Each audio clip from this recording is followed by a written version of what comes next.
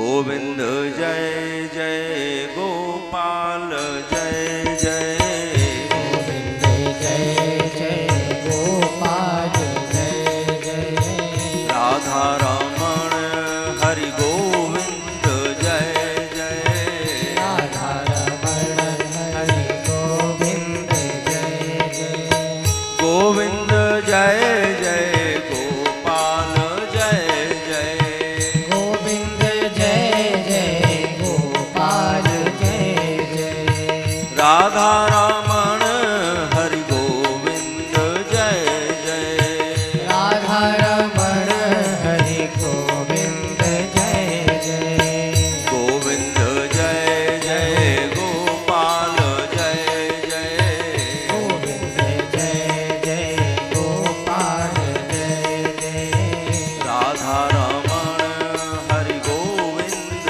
जय जय राधा रमण हरि गोविंद जय जय राधा रमण हरि गोविंद जय जय राधा रमण हरि गोविंद जय जय श्री राधा गोविंद भगवान की जय श्री राधा रमण लाल की जय श्री व्यास जी महाराज की जय श्री सुखदेव जी महाराज की जय श्री परीक्षित जी महाराज की जय तुलसी महारानी की जय गंगा महारानी की जय यमुना पटरानी की जय जय श्री राधे। कोई भी हम पाठ करें, कोई भी हम पूजा करें, किसी का भी हम स्मरण करें, उसका चरित्र किसी ना किसी पुराण में दिया हुआ है। जब उसके चरित्र का हम अवलोकन करते हैं तो उसमें ये 6 लक्षण यदि पूर्ण रूप से विद्यमान हैं तो वह भगवान है, और नहीं है तो वो भगवान के अतिरिक्त कोई और है। कोई देवी हो सकती हैं, कोई देवता हो सकते हैं, कोई महापुरुष हो सकते हैं, लेकिन भगवान नहीं। और यहां श्री सुखदेव स्वामी ने उपदेश केवल भगवान के लिए कहा है। भगवान के 6 लक्षणों में सबसे पहला लक्षण है ऐश्वर्य, दूसरा लक्षण है धन, तीसरा लक्षण है यश, चौथा लक्षण है सौंदर्य, पांचवा लक्षण है ज्ञान और छठा लक्षण है वैराग्य। जब हम कृष्ण चरित्र को पढ़ते हैं अथवा सुनते हैं अथवा श्रीमद् भागवत के आश्रित होते हैं जिसमें कृष्ण चरित्र है, तो पता चलता है कि ये 6 लक्षण केवल और केवल श्री कृष्ण के अंदर विद्यमान है। और इसीलिए कहा गया कृष्णस्तु भगवान स्वयं। शरद ऋतु जो सर्वश्रेष्ठ ऋतु होती है, रात्रि का समय, चंद्रदेव उदित हो, यमुना का किनारा हो, चारों तरफ का वातावरण सुगंधित हो और किशोर अवस्था को प्राप्त ब्रज की गोपिकाएं जिन्होंने दिव्य सौंदर्य धारण कर रखा है और किशोर अवस्था को धारण किए हुए श्री कृष्ण और रासलीला का प्रसंग केवल श्री कृष्ण की सामर्थ्य है जो उस रास के मध्य से अप्रकट हो गए, चले गए और ईश्वर का एक लक्षण समग्र वैराग्य प्रस्तुत किया। और इसीलिए श्री सुखदेव स्वामी ने भगवान श्री कृष्ण के स्मरण श्रवण इत्यादि का उपदेश दिया श्रीमद् भागवत के शुभारंभ में। तस्माद् भारत सर्वात्मा भगवानीश्वरो हरिः श्रोतव्यः कीर्तितव्यश्च स्मर्तव्यश्चेच्छता भयम्। भगवानीश्वरो हरि, हे परीक्षित, केवल भगवान के विषय में श्रोतव्यः, सुनना चाहिए, प्रयास करना चाहिए, उसके विषय में रुचि उत्पन्न करना चाहिए। क्या सुने भगवान के विषय में? कीर्तितव्यश्च, भगवान की जो कीर्ति है, भगवान का जो यश है, भगवान के जो गुण हैं और भगवान की जो लीलाएं हैं। कैसे पता चले कि हमने भगवान के विषय में सुना और उस श्रवण का हमारे जीवन में प्रभाव हुआ? तो श्री सुखदेव स्वामी कहते हैं स्मर्तव्यश्चेच्छता भयम्। अपना परीक्षण करें। यदि इस संसार में कोई व्यक्ति डरा हुआ जीवन जीता है, संसार की हर स्थिति में, परिस्थिति में, व्यवहार में उसको भय लगता है, भयभीत होकर जीवन यापन करता है, तो समझना चाहिए श्री कृष्ण से अभी उसका कोई संबंध नहीं है। क्योंकि कृष्ण संबंध का जो प्रभाव हमारे जीवन पे पड़ता है, हमें अभय पद की प्राप्ति होती है। अभय कहते हैं जहां समूल रूप से भय जीवन से समाप्त हो जाए। इस संसार के हर व्यवहार में, इस संसार के हर व्यापार में, इस संसार की हर स्थिति में, इस संसार की हर परिस्थिति में, हर परिवेश में जो निडर होकर जीवन यापन करता है, समझना चाहिए उसके ऊपर कृष्ण कृपा है। क्योंकि जहां कृष्ण कृपा होती है वहां भय नहीं होता है, वहां डर नहीं होता है, वहां जीवन में एक विश्वास होता है कि यदि कोई अशुभ, कोई अमंगल, कोई अप्रिय घटना मेरे जीवन में यदि होगी, मैं भगवान के चरणों में समर्पित हूं, मैं उनके शरणागत हूं, कृष्ण की दृष्टि मेरे जीवन के ऊपर परवर्षित है, वह मेरी रक्षा करेंगे। और यह जो विश्वास है, यही विश्वास भक्ति का शुभारंभ है। आदौ श्रद्धा, भक्ति की जो परिभाषा दी गई है उसमें सबसे पहले शब्द आता है श्रद्धा का, और श्रद्धा का सीधा सीधा अर्थ है विश्वास का। तो ऐसी श्रद्धा, ऐसा विश्वास के जीवन में हमको अभय पद की प्राप्ति हो जाए, श्री सुखदेव स्वामी कहते हैं उसका एक ही उपाय है, श्री कृष्ण के विषय में अधिक से अधिक श्रवण करना। क्योंकि सुनने का एक प्रभाव होता है हमारे जीवन में। इस संसार में जिस विषय को सबसे अधिक हम सुनते हैं, इस संसार में जिस विषय को हम सबसे अधिक समझने का प्रभाव करते हैं, तो हमारी बुद्धि वैसी हो जाती है, हम उसी में रम जाते हैं, हमारा स्वभाव भी वैसे ही हो जाता है और हमारा व्यवहार भी वैसे ही हो जाता है। और एक मनोवैज्ञानिक लक्षण है कि एक मनुष्य, जैसे हम अपना परीक्षण करें, एक दिन चुन लें, कोई भी दिन, और उस दिन निश्चित कर लें हम इस विषय को ही अधिक से अधिक सोचेंगे, और सायंकाल जब एकांत में बैठ जाएं तो इस समय हम सोचना नहीं चाहते, लेकिन हमारी स्मृति में वो विषय अपने आप आ जाता है। ठीक इसी प्रकार जो सारा जीवन कृष्ण चिंतन करता है, उसकी जिंदगी का जब अंतिम मुहूर्त आता है, जिसे मृत्यु कहते हैं, उसकी स्मृति में स्वतः ही कृष्ण का प्राकट्य हो जाता है। एतावान साख्य योगाभ्याम स्वधर्म परिनिष्ठ, भगवान की वाणी है ये। संशय शब्द का प्रयोग किया है। संशय कहते हैं संदेह, अपनी बात पर जोर देने के लिए स्वयं भगवान श्री कृष्ण कह रहे हैं, अर्जुन जरा भी संशय मत करना। वैसे तो मैं जो कहता हूं उसमें संदेह की कोई गुंजाइश नहीं है, फिर भी थोड़ी बहुत हो तो निकाल देना उसे। जीवन के अंत में जिसकी स्मृति में मेरा प्राकट्य होता है, उसको जो दूसरा जन्म प्राप्त होता है, वो मेरे ही स्वभाव का प्राप्त होता है। क्योंकि एक और नियम है कि मृत्यु के समय जो जिसका चिंतन करता है, दूसरा जन्म उसी योनि का प्राप्त होता है। और श्रीमद् भागवत में दो बड़े सुंदर उदाहरण हैं। एक राजा पुरंजन की कथा आती है।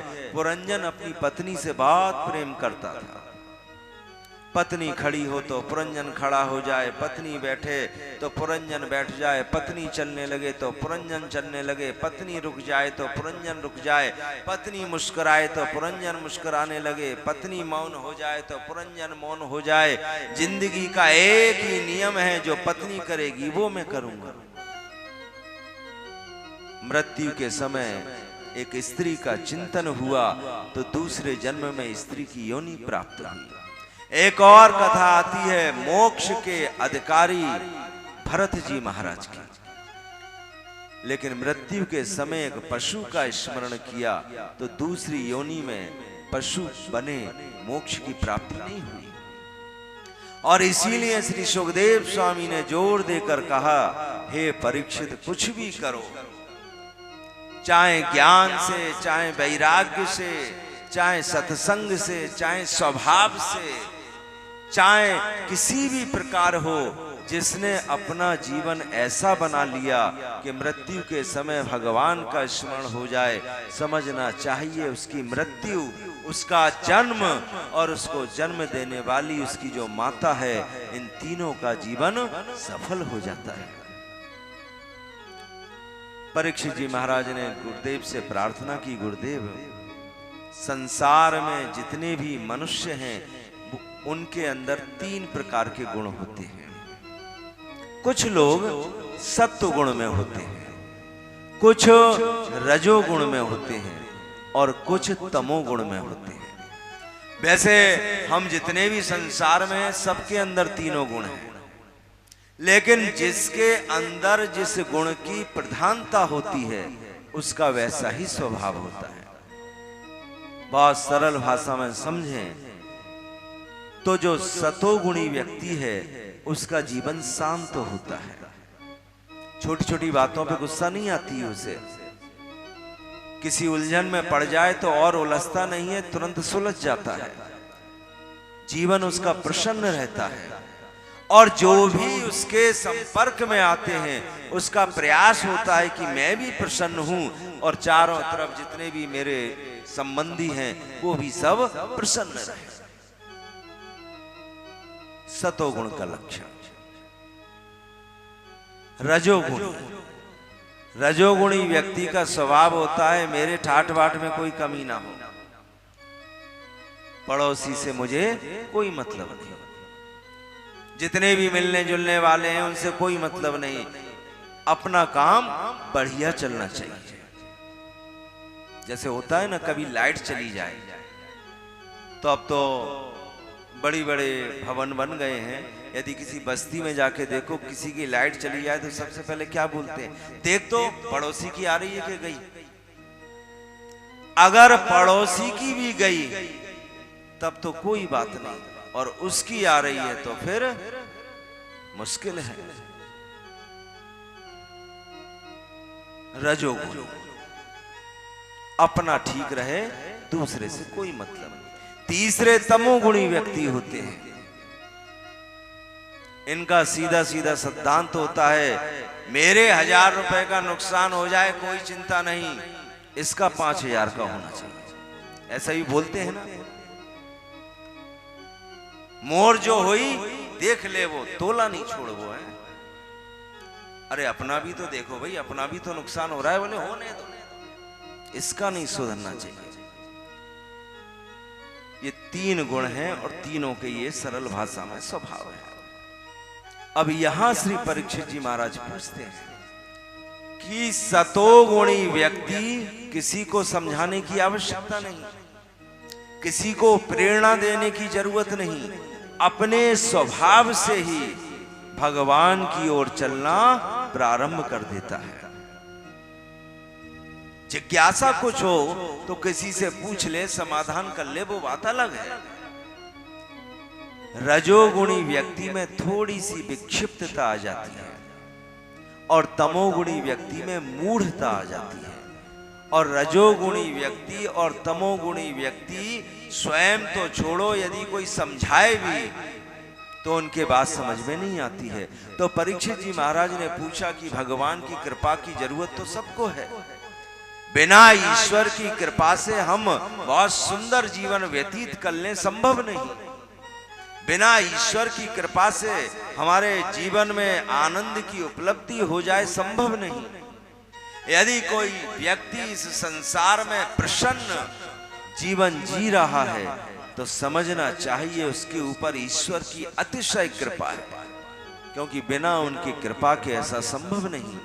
तो श्री परीक्षित जी महाराज पूछते हैं कि सतोगुणी के का जीवन दर्शन तो ईश्वरोन्मुख स्वतः होता है, लेकिन ये रजोगुणी व्यक्ति और तमोगुणी व्यक्ति ऐसा क्या करें कि वह भगवान की ओर चलना प्रारंभ कर दे। तो जब परीक्षित जी महाराज ने ऐसा पूछा तो श्री सुखदेव स्वामी ने योग मार्ग का वर्णन किया। हे परीक्षित, रजोगुणी और तमोगुणी व्यक्तियों को योग मार्ग का पालन करना चाहिए, और इस योग के द्वारा भगवान की प्राप्ति नहीं होगी। इस योग के द्वारा उनका जो मन है, उनके अंदर जो रजोगुण और तमोगुण के कारण विकृति उत्पन्न हुई है वह दूर हो जाएगी, और उनका मन जब उनके अनुकूल हो जाएगा तो फिर वो भगवत सेवा में संलग्न हो जाएंगे। योग मार्ग बहुत कठिन है। यम, नियमासन, प्राणायाम, प्रत्याहार, धारण, ध्यान, समाधयोष्टवंगानि, 8 अंग होते हैं योग के।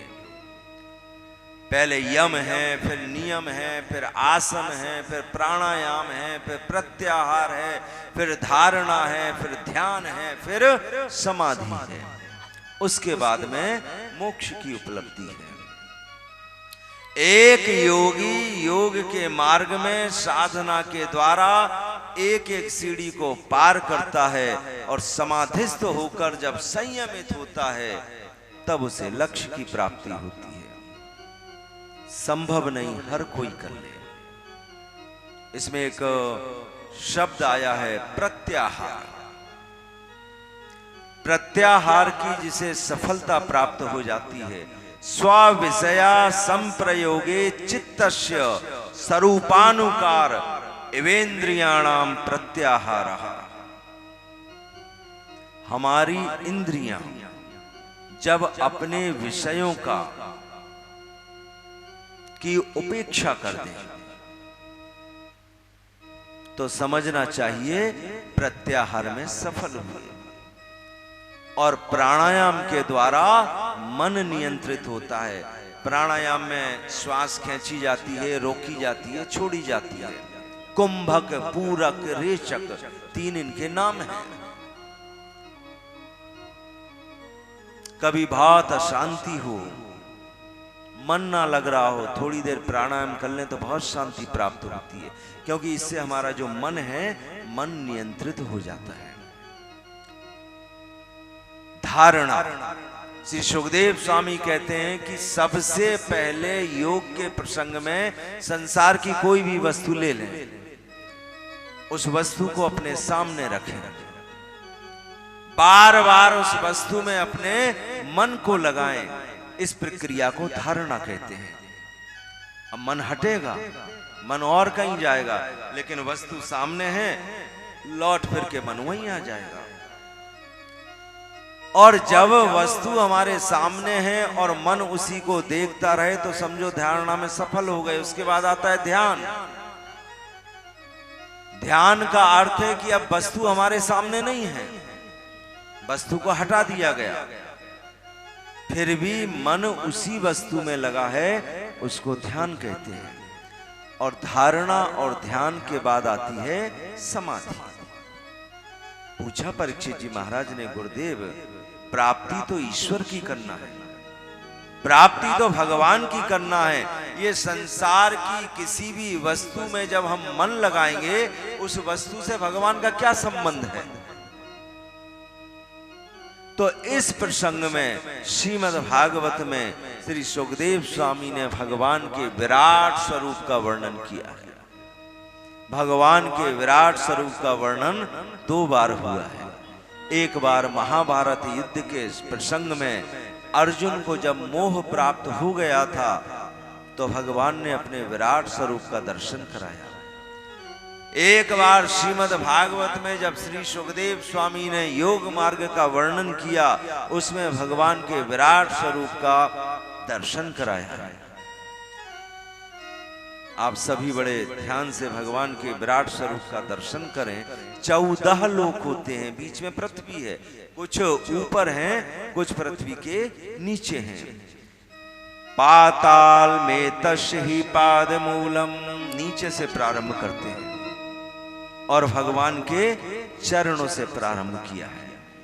पाताल विराट स्वरूप में भगवान के तलवे हैं, रसातल एड़ियां हैं, महातल एड़ी के ऊपर जो गांठ होती है जिसे गुल्फ कहते हैं वो हैं, तलातल पैर के पिंडे हैं और सुतल दोनों घुटने हैं, बेतल और अतल भगवान की दोनों जंघा हैं और भूतल पेड़ू है। पृथ्वी से नीचे के लोग भगवान का नाभि से नीचे का अंग। आकाश भगवान की नाभि है, स्वर्ग लोक छाती, महर लोक गला, जनलोक मुख, तपोलोक ललाट, सत्यलोक मस्तक और ब्रह्मलोक भ्रूविलास। ये 14 लोक और भगवान का पूरा विराट स्वरूप। जितने भी देवताएं हैं वो भगवान की भुजाएं हैं, दिशाएं कान हैं, शब्द श्रवणेन्द्रिय है, नासिका छिद्र अश्विनी कुमार हैं, गंध घ्राणेन्द्रिय है और जो ददकती हुई अग्नि है वो भगवान का मुख है। इसीलिए तो सुबह से शाम तक भगवान को 56 भोग लगाओ, भगवान पाते रहते हैं। कई भगवान का दर्शन करते हैं ना, कान्हा जी का आप दर्शन करते हो और सब देख लेना, मुस्कुराहट देखते समय सोच लेना, यदि इस मुस्कुराहट को देख लिया फिर संसार में मन लग जाए, बहुत मुश्किल बात है। भगवान की मुस्कुराहट हमारे मन का जो है आकर्षण कर लेती है।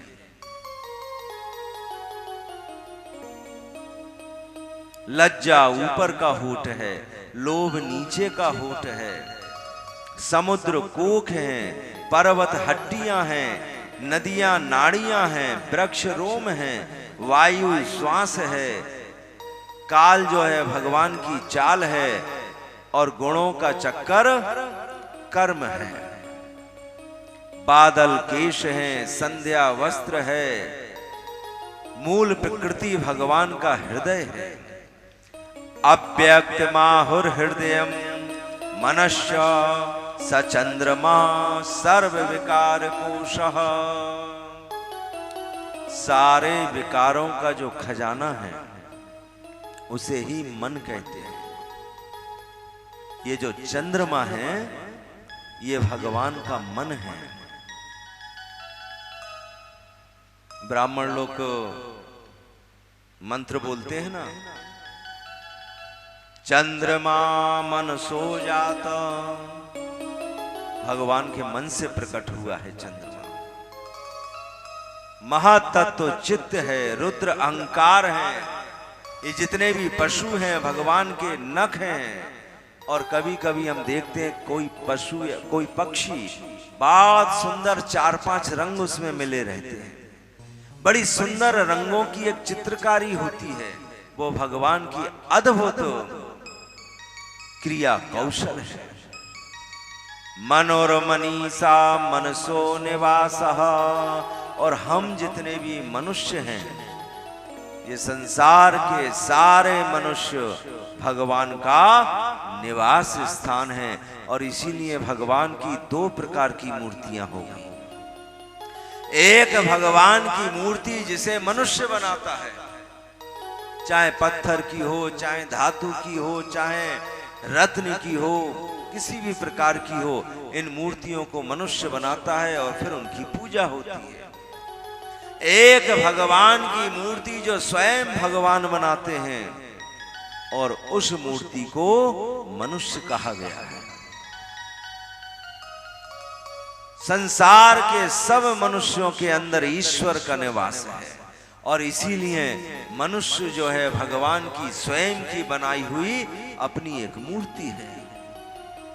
और इसीलिए कहा जाता है ना, घट घट में भगवान बसे।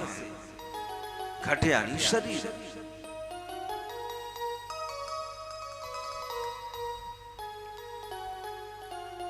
श्री सुखदेव स्वामी ने भगवान के बड़े सुंदर विराट स्वरूप का वर्णन किया, और विराट स्वरूप का वर्णन करने के पश्चात कहते हैं, एक योगी योग की साधना में, धारणा के क्रम में इस सृष्टि की किसी भी वस्तु का वह चिंतन करे, वह वस्तु भगवान के विराट स्वरूप में होगी।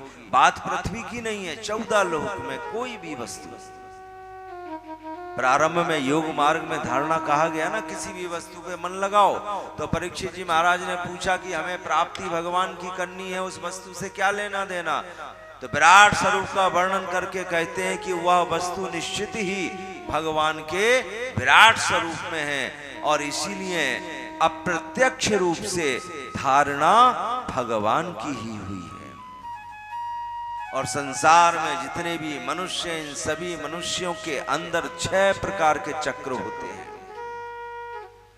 हमारी जो रीढ़ की हड्डी है, जिसे मेरुदंड कहा जाता है, यहां से प्रारंभ होती है और नीचे जाके समाप्त हो जाती है। इस मेरुदंड के दोनों तरफ 2 नाड़ियां चलती हैं। एक नाड़ी का नाम है इड़ा और एक का नाम है पिंगला। इड़ा जो है वाईं ओर से चलती है, पिंगला दाईं ओर से चलती है, और ये दोनों नाड़ियां जो मेरुदंड है उससे लिपटती हुई ऊपर तक जाती है। अब एक इधर से लिपटेगी और एक इधर से लिपटेगी तो एक स्थान पे मिलेगी, वहां से फिर अलग हो जाती हैं, फिर मिलती हैं, फिर अलग हो जाती हैं, फिर मिलती हैं। 6 स्थानों पर इनका मिलन होता है और वहीं एक चक्र बन जाता है। आज्ञा चक्र, विशुद्ध चक्र, अनाहत चक्र, मणिपूरक चक्र, स्वादिष्ठान चक्र और मूलाधार चक्र। जो नाड़ी बाईं तरफ से जाती है वो हमारे यहां आंख के समीप, जहां योगी एक ज्योति के रूप में ब्रह्म का दर्शन करते हैं, वहां समाप्त होती है। जो दाहिनी तरफ से जाती है वो वाई और समाप्त होती है। और इसीलिए कभी कभी बहुत मानसिक तनाव हो, हम अपनी दोनों उंगलियों से इधर थोड़ा थोड़ा सा दबाते हैं तो बड़ी शांति मिलती है, क्योंकि ये दोनों नाड़ियां यहीं आकर पूरी होती हैं। एक तीसरी नाड़ी होती है जिसे सुषुम्ना नाड़ी कहते हैं, वो मेरुदंड के समांतर चलती है। और संसार में जितने भी मनुष्य हैं, इन सभी के इस स्थान पर अमृत का प्राकट्य होता है। कभी कभी जिंदगी में हम चाहे प्राणायाम करें या कन्हैया जी की सेवा करें या बात मन लग रहा हो, तो एक क्षण के लिए ऐसा लगता है जैसे किसी ने हमारे सिर पे बर्फ रख दी हो, बहुत शीतलता का अनुभव होता है। बस वही अमृत का अनुभव है। और वह अमृत इन नाड़ियों के द्वारा नीचे जाता है और नीचे जाके जहर में बदल जाता है। और जब ये विष ऊपर चढ़ता है तो हमारे शरीर की जो स्थिति है उसमें परिवर्तन आना प्रारंभ हो जाता है। जैसे जैसे विष ऊपर आता है वैसे वैसे आंखों से दिखना कम हुआ, कानों से सुनना कम हुआ, बाल सफेद हो गए, शरीर में झुर्रियां पड़ जाती हैं, ये विकृतियां उत्पन्न हो जाती हैं। लेकिन एक योगी योग की सफलता को प्राप्त करने के पश्चात अपने उस अमृत को विष में परिवर्तित होने से रोक लेता है योग की साधना में। और जिस क्षण वह इसमें सफलता प्राप्त करता है उसकी शरीर की स्थिति वहीं स्थिर हो जाती है, उसमें वृद्धावस्था के लक्षण नहीं आते हैं। और इसीलिए कभी कहा जाता है, देखो 100 साल 150 साल 200 साल का योगी, अरे इसके चेहरे पे बहुत तेज है, इसकी उम्र का पता ही नहीं चलता है। कारण यही है। श्री सुखदेव स्वामी कहते हैं हमारे शरीर में 5 प्रकार की वायु होती है, व्यान, अपान, समान, प्राण और उदान। एक योगी जब योग की सफलता के निकट पहुंचता है तो एक वायु को दूसरी में, दूसरी को तीसरी में, तीसरी को चौथी में, चौथी को पांचवी में मिलाकर उनको अपने सहस्रार चक्र जो इस स्थान पर होता है ऊपर की ओर लाता है। वह वायु मुख से ना निकल जाए, कान से ना निकल जाए, नाक से ना निकल जाए, आंख से ना निकल जाए, इनमें रोकता हुआ सहस्रार चक्र में स्थापित करता है और उस सहस्रार चक्र का भेदन करता है। और वहां से जब उसकी प्राण वायु निकलती है सीधे उसको मोक्ष की उपलब्धि हो जाती है। बहुत संक्षेप में आप सभी को योग मार्ग निवेदन किया। मोक्ष तभी प्राप्त होता है जब हमारे प्राण सहस्रार चक्र का भेदन करें और यहां से निकले। और भगवान श्री कृष्ण ने अपनी बाल लीलाओं में ये श्रेष्ठ गति प्रदान की है अघासुर नाम के एक दैत्य को। जैसे ही बाल कृष्ण प्रभु उसके मुख के अंदर प्रविष्ट हुए, इसने अपना मुंह बंद किया, भगवान ने अपना शरीर बढ़ाना प्रारंभ किया। अब भगवान मुंह के अंदर शरीर बढ़ाएंगे तो सिर ही फटेगा। वहां से भगवान कूद के बाहर आ गए और इस अघासुर को मोक्ष प्रदान किया है। इसलिए आपने देखा होगा जब अंतिम, लेकिन एक योगी इतनी कठिन साधना और उपासना के पश्चात जिस फल को प्राप्त करता है ठीक वही फल एक सरल उपाय से भी प्राप्त हो जाता है। पूछा क्या है वो उपाय? हरि ही सर्वत्र सर्वदा श्रोतव्यः कीर्तितव्यश्च स्मर्तव्यो भगवान नाम।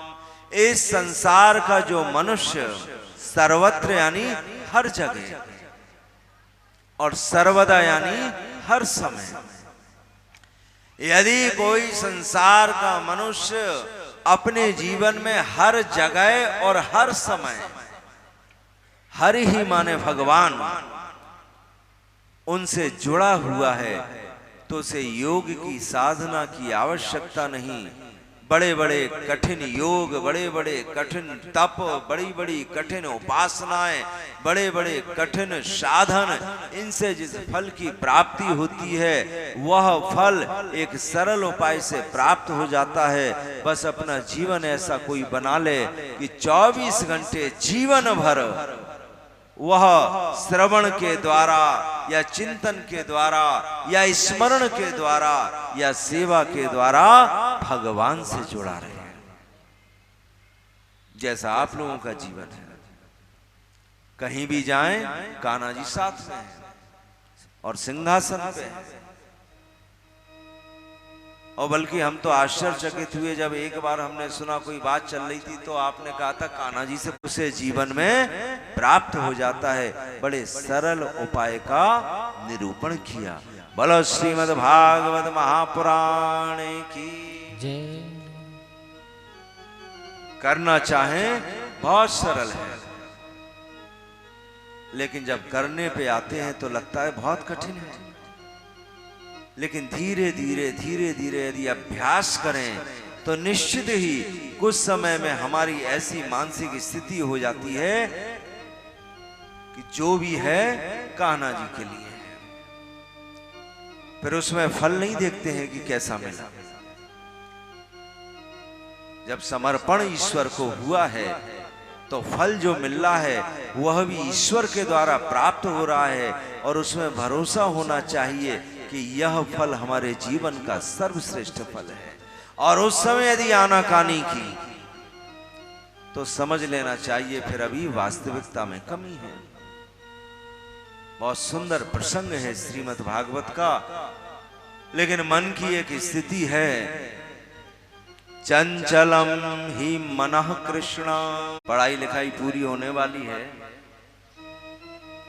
फिर चलेंगी विवाह की बात, तो मम्मी पापा से क्या कहोगे? कुछ नहीं चाहिए, लड़की बढ़िया हो, यही कहोगे ना। मन में कितनी भी लग रही हो, ये भी मिल जाए, ये भी मिल जाए, ये भी मिल जाए, पर कोई पूछे, अरे बोले कुछ नहीं, बस लड़की सुंदर हो, बाकी सब ठीक है। माता पिता भी कहते हैं ना कुछ नहीं चाहिए, कुछ नहीं। वो तो जब पक्की हो जाए तब लिस्ट जाती है, बोले ये तो देना ही पड़ेगा है, ये तो दिया ही जाता है। बहू सुंदर आए या पत्नी सुंदर मिले तो लिख लेना डायरी में, है ना। कुछ करने की जरूरत नहीं। एक उर्वशी नाम की अप्सरा है, अप्सराओं के नाम सुने हैं? तिलोत्तमा, पूर्वचित्ती, मेनका, रंभा, उर्वशी, ये सब अप्सराएं हैं, बहुत सुंदर होती हैं। पृथ्वी की जो विश्व सुंदरी है ना, वो भी उनके सामने फेल है, इतनी सुंदर होती हैं अप्सराएं। तो एक उर्वशी नाम की अप्सरा है। उस उर्वशी अप्सरा के मंत्र का जो जप करेगा उसे बहुत सुंदर पत्नी मिलती है। तो हमसे मंत्र लिखवा लेना और धीरे धीरे बिना किसी को बताए करते रहना। लेकिन मम्मी पापा से एक बात कह देना कि मैं मंत्र जप करता हूं, बहुत सुंदर अप्सरा मुझे मिलेगी, तो आप ये देख लो अप्सराएं काम नहीं करती। कभी बहू काम ना करे ना तो सास कहती है ना बड़ी अप्सरा बनी बैठी है, तो मतलब क्या निकला? अप्सराएं काम नहीं करती हैं, और काम करने की जरूरत भी क्या है। बोलो राधा गोविंद भगवान की। स्त्री कामोपसर उर्वशी में जितनी भी उपासना है ना, इनके मंत्र हैं अलग। साल 2 साल कोई जपे, जिसकी जो कामना हो निश्चित पूरी होती है, इसमें कोई संदेह नहीं है। सबका स्वामी बन जाओ। कई लोग होते हैं ना बस मेरी चले और किसी की ना चले। ब्रह्मा की उपासना करें, यश मिले। बहुत सारे लोग बोलते हैं काम तो बहुत करते हैं, हमको यश नहीं मिलता है। अरे काम करने की जरूरत ही नहीं, वैसे ही यश मिलने लगे। यज्ञ पुरुष की उपासना, किस राजा का खजाना कहां दबा हुआ है, जाके खोद लाएं और ढेर लग जाए संपत्ति का, वरुण की उपासना से पता चल जाता है। धन और विद्या दोनों चाहिए, शंकर जी की उपासना। अब आप सब तो कृष्ण भक्त हैं, तो बहुत सज्जन हैं, हर कोई थोड़ी होता है। अधिकांश जगह एक डायलॉग दोनों तरफ से चलता है। पति के तुमसे शादी की तब से जिंदगी बर्बाद, पत्नी के तुमसे शादी हुई जब से जिंदगी में कलेश। कृष्ण भक्तों के यहाँ नहीं होता है, आप लोगों के यहाँ नहीं है, पर कथा में है तो बात तो सब कहनी पड़ेगी ना। बहुत सारी जगह कैसी किस्मत हो गए रहे, वो मेरा हाउ बोल दिए रहो, मोर जिंदगी खराब हो गए तोर संग शादी करके, अब का कर हो।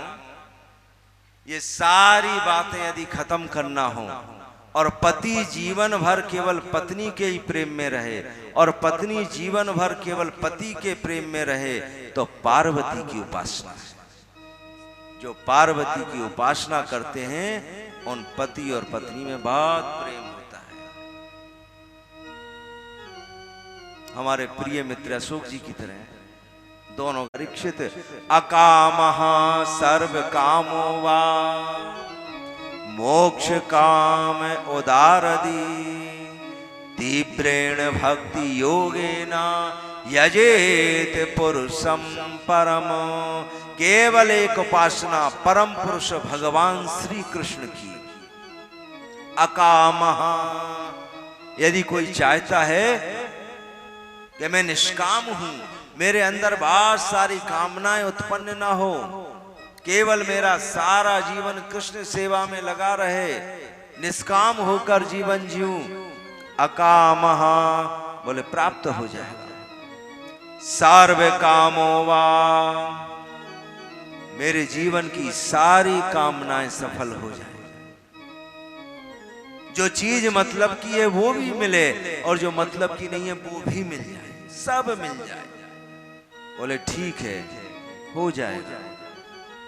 मोक्ष काम, जिंदगी तो बहुत ठाठ बाट से निकली, लेकिन मोक्ष की उपलब्धि नहीं हुई तो भी कोई विशेष लाभ नहीं। मोक्ष काम, श्री सुखदेव स्वामी कहते हैं वो भी मिल जाएगा। अकामः, मैं निष्काम हूं, सर्व काम, सारी कामनाएं पूरी हो जाएं, मोक्ष उपलब्धि तीनों प्राप्त होंगे। यजेत पुरुषम परम, केवल परम पुरुष भगवान की आराधना से। ऐसा श्रीमद् भागवत में श्री सुखदेव स्वामी का कथन है। लेकिन व्यवहारिक जगत में हम देखते हैं कि कृष्ण की सेवा में सब लगे हुए हैं, लेकिन उनके जीवन में ये कामनाएं पूर्ण नहीं हुई। कहीं ना कहीं अभाव लगता है उन्हें, कहीं ना कहीं असफल है जिंदगी में। तो इसका क्या कारण है, ये विरोधाभास क्यों है, उसका भी उत्तर इसी श्लोक में दिया गया है। इसमें दो बड़े सुंदर शब्द आए हैं। एक शब्द है उदार और एक शब्द है तीव्र। अकामः सर्व कामो वा मोक्ष काम उदारदी, उदार शब्द का प्रयोग हुआ है। और दूसरा शब्द है तीव्रेण भक्ति योगेन यजेत पुरुषम परम। भगवत सेवा से सारे संसार की उपलब्धियां प्राप्त होती हैं, जीवन संतुष्ट होता है, हम प्रसन्न होते हैं यदि हमारा स्वभाव उदार है तो। और जो स्वभाव से उदार नहीं होता उसको ये विशेष फल की प्राप्ति नहीं होती है। और इसीलिए जो कृष्ण भक्त उदार होते हैं, कभी भी देखना बहुत प्रसन्न चित्त उनका जीवन होता है। उदार कहते हैं खिला हुआ, जैसे फूल होता है खिला हुआ। कुंठित मन नहीं है, संकुचित मन नहीं है। भगवान के लिए जो मन में बात आई वैसे ही उसको पूरा करती है। भगवान का यदि उत्सव करना है, जैसे कई जगह देखा जाए ना, कोई अपना पर्सनल कार्यक्रम हो तो बहुत जोर शोर से मनाते हैं, और भगवान का कोई उत्सव हो तो ठीक है मना लो, तो स्वभाव उदार नहीं है। जैसा हमारा मन करता है वैसा ही हम प्रस्तुत करें, इसको कहते हैं उदार स्वभाव। संकोच नहीं, सिकुड़न नहीं, कुंठा नहीं, खिला हुआ। और भक्ति जो है तीव्र हो, स्वभाव उदार, तीव्रेण भक्ति योगेन। ये नहीं कि आज बहुत जोश चढ़ा है तो खूब सेवा कर ली और फिर व्यस्त हो गए तो फिर सेवा छूट गई। ठाकुर होती है, और जिसका स्वभाव उदार होता है, संसार के सारे मनोरथ, संसार की सारी उपलब्धियां, समस्त उसकी इच्छाएं, समस्त कामनाएं केवल कान्हा जी की सेवा से ही पूर्ण हो जाती है, किसी और कुछ करने की आवश्यकता नहीं। और इसीलिए कभी भी आप देखना, कृष्ण भक्त सदैव संतुष्ट रहता है, उसके जीवन में कोई अभाव नहीं होता। यदि अभाव हो रहा है तो उससे पहले पूर्ण हो जाता है। और अनेक प्रकार की ये जो उपासनाएं बताई गई हैं, इन उपासनाओं में उसको भटकने की आवश्यकता नहीं होती। केवल कृष्ण भक्ति से ही उसकी सारी कामनाएं पूर्ण हो जाती हैं। बड़ा सुंदर प्रसंग है ये श्रीमद् भागवत में। बोलो श्रीमद् भागवत महापुराण की। हरे कृष्णा कृष्णा कृष्णा हरे। ब्रह्मा जी ने चारों तरफ देखा जल ही जल है, दर्शन केवल भगवान के हुए, तो ब्रह्मा जी ने भगवान की स्तुति की, भगवान प्रसन्न हुए। पूछा ब्रह्मा जी क्या इच्छा है, तो ब्रह्मा जी कहते हैं प्रभु सृष्टि का विस्तार हो, विकास हो, ऐसी इच्छा है। भगवान ने आशीर्वाद दिया, सर्व काम वरेश्वरः। ठीक है ब्रह्मा, सृष्टि उत्पन्न करने की इच्छा है, करो, मेरा आशीर्वाद है। तुम्हारी सृष्टि में जितने भी मनुष्य उत्पन्न होंगे, सर्व यानी सभी, काम यानी कामनाएं, उनकी पूर्ण करने में मैं अकेला समर्थ हूं, ऐसा तुम्हें आशीर्वाद देता हूं। सर्व काम वरेश्वर। तो सृष्टि से पूर्व सृष्टिकर्ता ब्रह्मा जी को भगवान का आशीर्वाद प्राप्त है कि केवल भगवत सेवा से ही हमारी समस्त कामनाएं पूर्ण हो जाती हैं। सृष्टि का क्रम प्रारंभ हुआ। सबसे पहले ब्रह्मा जी ने अज्ञान की 5 वृत्तियां उत्पन्न की।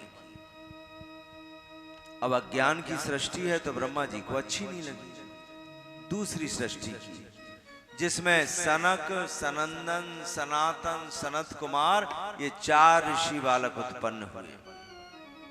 ब्रह्मा जी ने चारों से कहा कि विकास करो, हाथ जोड़ दिए कि हम तो ऊर्ध्व रेता मुनि हैं, आपका सहयोग नहीं कर पाएंगे।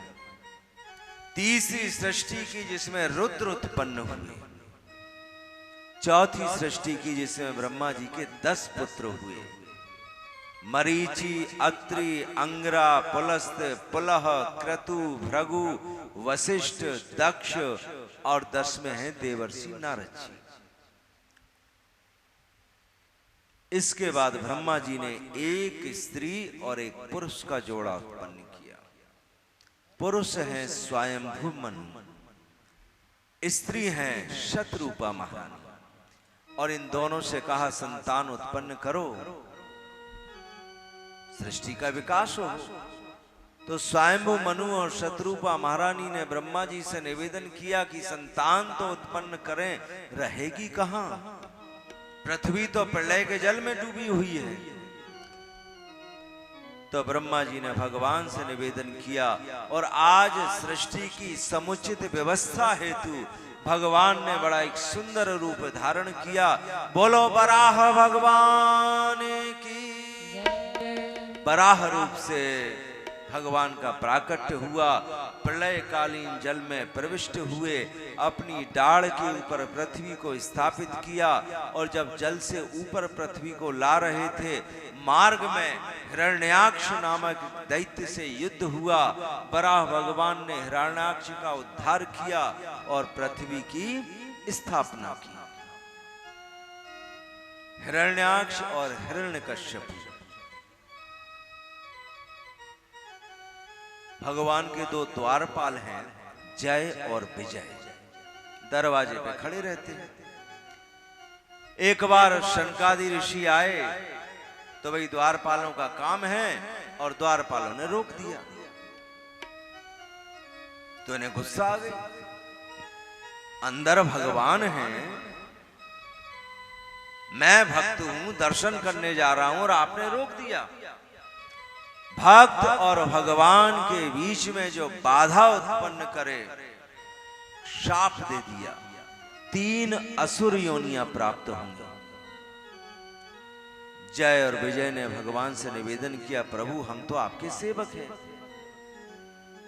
द्वारपाल का काम है रोकना, पूछना, आपसे अनुमति मिले फिर अंदर आने देना। अब शाप दे दिया तो दे दिया कि 3 असुर योनि मिलेंगी, लेकिन भगवान ने कहा मैं आशीर्वाद देता हूं, तीनों असुर योनियों में मेरे ही द्वारा तुम्हारा उद्धार होगा। तो जय और विजय की पहली असुर योनि है सतयुग में, हिरण्याक्ष और हिरण्यकश्यपु के रूप में। हिरण्याक्ष का उद्धार किया बराह भगवान ने, और हिरण्यकश्यपु का उद्धार करेंगे नृसिंह भगवान। सतयुग के बाद आया त्रेता। इनकी दूसरी असुर योनि रावण और कुंभकर्ण के रूप में, और भगवान श्री राम के पराक्रम से इनका उद्धार हुआ। त्रेता युग के बाद आया द्वापर, तीसरी असुर योनि शिशुपाल और दंतवक्र के रूप में, और भगवान श्री कृष्ण ने इनका उद्धार किया। उसके पश्चात फिर ये भगवान के द्वारपाल बन के पहुंच गए। तो बराह भगवान ने हिरण्याक्ष का उद्धार किया, पृथ्वी की स्थापना की। स्वयंभु मनु और शत्रुपा जो महारानी है, इनके 5 संतान हुए, 2 पुत्र और 3 पुत्रियां। पुत्र हैं प्रियव्रत महाराज और उत्तानपाद महाराज, और पुत्रियां हैं आकुति, देवहूति और प्रसूति। यहां से विधिवत सृष्टि का विकास हुआ। इनकी संतान, फिर उनकी संतान, और ऐसे आगे क्रम सृष्टि का चलता रहा।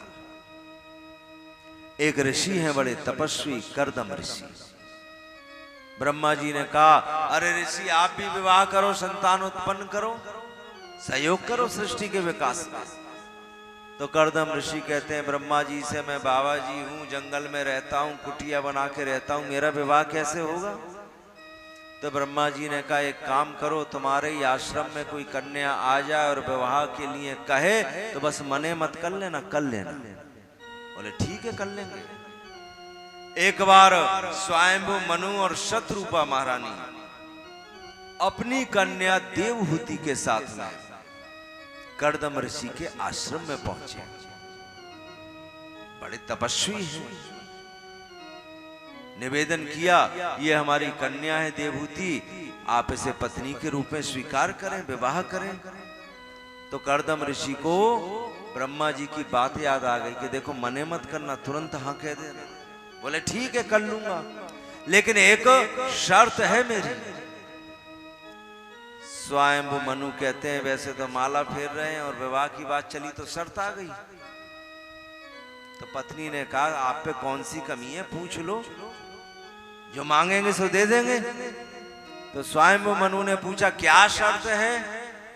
तो कर्दम ऋषि कहते हैं जिस दिन मेरे यहाँ पुत्र होगा उसी दिन इस गृहस्थाश्रम को छोड़कर चला जाऊंगा, एकांत में निवास करूंगा, साधना और उपासना करूंगा।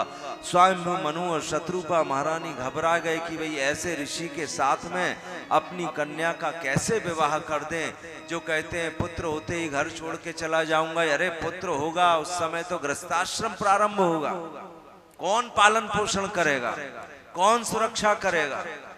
कन्या की तरफ देखा देवहूति तो कन्या बोली, पिताजी मेरी भी ऐसी इच्छा है कि मेरा विवाह उसके साथ हो जो पुत्र होते ही घर छोड़ के चले जाए। प्रसन्न हो गए, बोले इसकी भी इच्छा इनकी भी इच्छा, दोनों का विवाह कर दिया। और विवाह करके स्वयंभू मनु और शत्रुपा महारानी अपनी राजधानी वापस आ गए। पति धर्म का पालन करते हुए देवहूति ने अनेक वर्षों तक कर्दम ऋषि की सेवा की और सबसे पहले इनके यहां संतान के रूप में कन्या उत्पन्न हुई। और जैसे ही कन्या उत्पन्न हुई तो देवहूति कहती है, देखो ये तो कन्या है, आपने तो कहा था पुत्र होगा तब छोड़ के जाऊंगा। कर्दम ऋषि कहता है, तुम हमारी बातें बहुत ध्यान से याद रखती हो, मतलब ना जाऊं तो भी याद दिला रही हो। बोले नहीं, मैंने सोचा आप पुत्री के होते हुए चले जाएं। बोले अच्छा, सोचती ज्यादा हो आजकल, जो कहा है उतना ही समझो, पुत्र के लिए कहा है, कन्या है घर छोड़ के नहीं जाऊंगा। एक कन्या हुई, दूसरी कन्या, तीसरी, चौथी, पांचवी, छठी, सातवीं, आठवीं, 9 कन्याएं उत्पन्न हुई हैं इनके यहाँ। 9 कन्याएं बड़ी हो गई। इन 9 कन्याओं का विवाह, ब्रह्मा जी के जो अभी 10 पुत्र हुए थे उसमें नारद जी को छोड़कर 9 पुत्रों के साथ विवाह संपन्न हुआ। इतने वर्षों तक कर्दम ऋषि गृहस्थाश्रम में रहे और उसके बाद ज्ञान और विज्ञान के द्वारा कर्मों की वासनाओं का मूलोच्छेदन करने के लिए और सांख्य दर्शन की स्थापना के लिए माता देवहूति के यहाँ साक्षात कपिल भगवान का प्राकट्य हुआ। बोलो कपिल भगवान की जय। अब पुत्र उत्पन्न हुआ। आज कर्दम ऋषि ने भगवान कपिल की परिक्रमा लगाई, प्रणाम किया और गृहस्थाश्रम छोड़कर चले गए।